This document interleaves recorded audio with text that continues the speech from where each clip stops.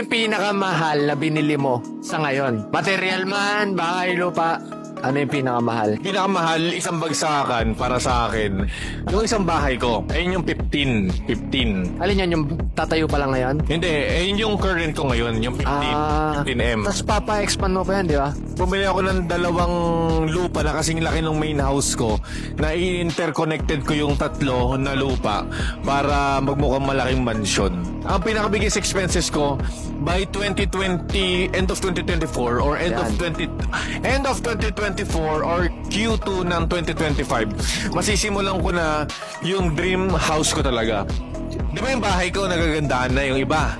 Malaki na, okay na, may pool na, kumbaga sulit na. Pero meron pa akong dream house na gagawin na nasa 3,000 square meter yung lupa. Yung bahay malaki, may court, may gym, may billiards. Kumbaga para siyang resort na residential